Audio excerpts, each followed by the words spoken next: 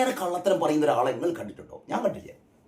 നമ്മൾ ഏറെ കള്ളത്തരം പറയുന്ന ആൾക്കാരെ കണ്ടിട്ട് കള്ളത്തരം പിടിച്ചു പോകുമെന്ന് പറയുമ്പോഴേ, നമ്മളൊരു കള്ളം പറഞ്ഞാൽ അത് എന്താ പറയുക, അതിനെ സാധൂകരിക്കാൻ വീണ്ടും കള്ളം പറയും, അതിനെ സാധൂകരിക്കാൻ വീണ്ടും കള്ളം പറയേണ്ടി വരും. അങ്ങനെ കള്ളങ്ങൾ ഇങ്ങനെ പറഞ്ഞുകൊണ്ടിരിക്കേണ്ടി വരും. പക്ഷേ ഈ പറയുന്നതിന് നമുക്കൊരു ബോധ്യം വേണ്ടേ? നമ്മൾ പറയുന്ന കള്ളം മറ്റേ ആൾ വിശ്വസിക്കണം എന്ന് പറയുന്ന ഒരു മിനിമം ബോധ്യം നമുക്ക് വേണ്ടേ?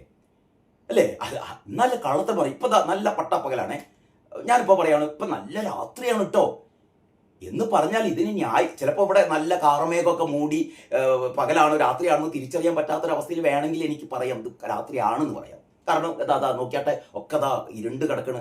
ചിലപ്പോൾ അങ്ങനെയാണല്ലോ, നമ്മൾ ഭയങ്കരമായിട്ട് മഴ പെയ്യാൻ പോകുന്നു, നല്ല മൂടിക്കെട്ടിയ ആകാശം എന്നൊക്കെ പറയുമ്പോൾ ഏതാണ്ട് നമുക്ക് സമയം എത്രയാണെന്നൊന്നും അറിയില്ല. നട്ടുച്ചയാണെങ്കിൽ ചിലപ്പോൾ വൈകുന്നേരമാണെന്ന് തോന്നും, അസ്തമിക്കാറ് സന്ധ്യ ആയെന്ന് തോന്നും. അപ്പോൾ ഒക്കെ നമ്മൾ ചിലപ്പോൾ കള്ളത്തരം പറയാം. അപ്പോൾ ചിലപ്പോൾ ആൾക്കാർ വിശ്വസിക്കും. ഇതല്ല, നല്ല എന്താ പറയാ, നല്ല പൊരി വെയിൽ നട്ടുച്ച സമയം. എന്നിട്ട് ചിരിച്ചുകൊണ്ട് പറയാണ്, ഇപ്പോഴേ നല്ല പാതി രാത്രിയാണ്, കണ്ടില്ലേ, കൂരിട്ട് കണ്ണ് കാണില്ല എന്ന് നമ്മൾ പറയില്ലല്ലോ. പക്ഷെ അന്തംഗമ്മികൾ പറയും, വീണ ജോർജും പറയും.